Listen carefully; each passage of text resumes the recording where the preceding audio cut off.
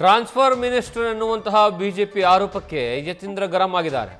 ಹಾದಿ ಬೀದಿಯಲ್ಲಿ ಹೋಗುವವರೆಲ್ಲ ಮಾತನಾಡಿದರೆ ನಾನು ಉತ್ತರಿಸೋದಕ್ಕೆ ಆಗೋದಿಲ್ಲ. ಅವರ ಆರೋಪಕ್ಕೆ ಒಂದಾದರೂ ಉತ್ತರ ಇದೆಯಾ ಅಂತ ಯತೀಂದ್ರ ಪ್ರಶ್ನೆ ಮಾಡಿದ್ದಾರೆ. ಬಿಜೆಪಿಯ ಐಟಿ ಸೆಲ್ ಅವರು ಏನೇನೋ ತಿಳಿಸ್ತಾರೆ, ಇದಕ್ಕೆಲ್ಲ ಉತ್ತರ ಕೊಡೋಕ್ಕಾಗುತ್ತಾ? ಸಾಧ್ಯವೇ ಇಲ್ಲ ಅಂತ ಮೈಸೂರಿನಲ್ಲಿ ಎಂಎಲ್ಸಿ ಯತೀಂದ್ರ ಸಿದ್ದರಾಮಯ್ಯ ಹೇಳಿಕೆ ಕೊಟ್ಟಿದ್ದಾರೆ.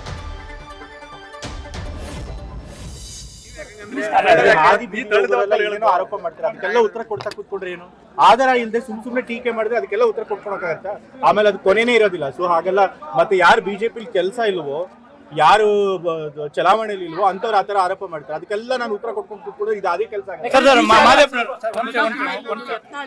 ಪ್ರತಾಪ್ ಸಿಂಹ ಯತ್ನಾಳ್ ಅವ್ರಿಗೆಲ್ಲ ಏನ್ ಕೆಲಸ ಇದೆ ಬಿಜೆಪಿ, ಅವ್ರಿಗೆ ಟಿಕೆಟ್ ಕೊಟ್ಟಿಲ್ಲ, ಹಾಗಾಗಿ ಕೆಲಸ ಇಲ್ಲದೆ ಮಾಡ್ತಾರೆ. ಅವ್ರು ಚಲಾವಣೆಯಲ್ಲಿ ಇರಬೇಕು ಅಂತ. ಮತ್ತೆ ಬಿಜೆಪಿ ಐಟಿ ಸೆಲ್ ಅವ್ರದ್ದು ನಂಬಿ ಏನೋ ಹಾಕಿದ್ದಾರೆ. ಬಟ್ ಆಧಾರ ಇಲ್ಲದೆ ಇರೋ ಆರೋಪಗಳಿಗೆ ನಾವು ಉತ್ತರ ಕೊಡಕ್ಕಾಗಲ್ಲ.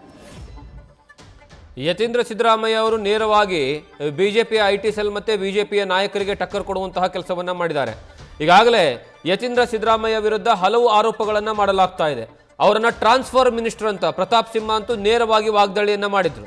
ಒಂದು ಟ್ರಾನ್ಸ್ಫರ್ ಮಿನಿಸ್ಟರ್ ಅಂತಾನೆ ಒಂದು ಖಾತೆ ಮಾಡ್ಕೊಂಡಿದ್ದಾರೆ. ಅದರಲ್ಲಿ ಬರೀ ಇವರು ಕೆಲಸ ಬರೀ ಟ್ರಾನ್ಸ್ಫರ್ ಮಾಡಿಸೋದು. ಇದನ್ನ ನಂಬ್ಕೊಂಡು ಐಟಿ ಸೆಲ್ ಅವರು ಟ್ವೀಟ್ ಮಾಡ್ತಾರೆ ಅಥವಾ ರಿಯಾಕ್ಟ್ ಮಾಡ್ತಾರೆ.